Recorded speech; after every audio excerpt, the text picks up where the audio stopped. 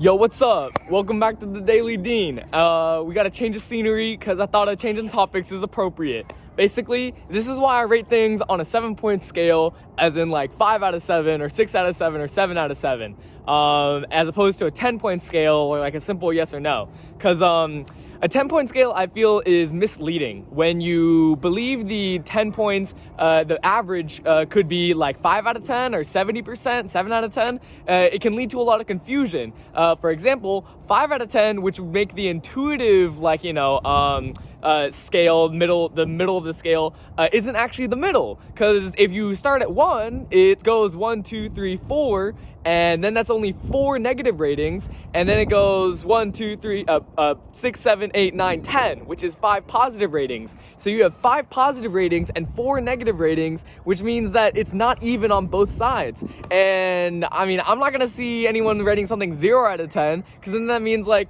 it's a confusing scale that can lead to a lot of misinterpretations of what a score means. And as such, I've started using a 7-point scale, one where the middle is 4 out of 7. That is to say, the middle is where you don't feel like you enjoy something terribly badly or terribly greatly. And so 4 out of 7 is like an indifferent scale. You know, you can do it, you can kind of like see how somebody may enjoy it, but you don't necessarily enjoy it yourself. A great example of this might be like walking. 4 out of 7 for some people, because some people may not necessarily love walking, but it's not like people sometimes will hate walking, right? If you rate it as a 4 out of 7, it means that, you know, it's kind of indifferent for you.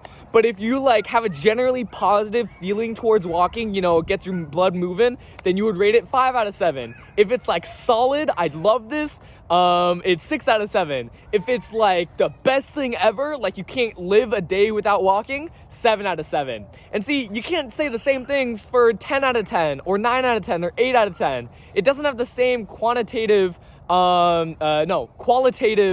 descriptions for what 5 out of 10 means or 6 out of 10. The 7-point scale has an inherent built-in, like, this is, let me start again. 4 out of 7, indifferent. 5 out of 7, generally positive feelings towards it.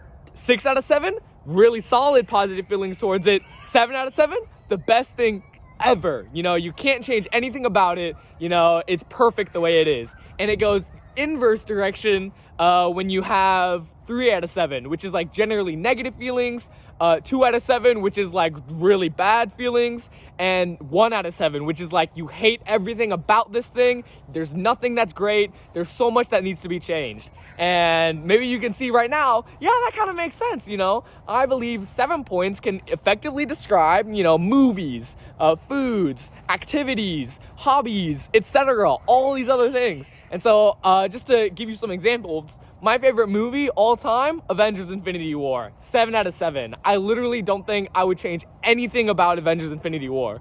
My solid movie that I really enjoy, Doctor Strange. I really enjoyed the first Doctor Strange. I think it's a great movie, but I didn't really enjoy how there's a couple of plot holes, and then the Ancient Ones plot twist kind of comes out of nowhere. A generally positive movie that I enjoy, I can't think of one off the top of my head, but maybe Ant-Man. Ant-Man and the Wasp. Yeah, the second Ant-Man. Because I just have generally positive feelings towards it. I don't hate it, but, you know, I kind of like it. I don't like it as much as Doctor Strange, and I don't like Doctor Strange as much as I love Avengers Infinity War. So, boom. Thank you. Have a great day.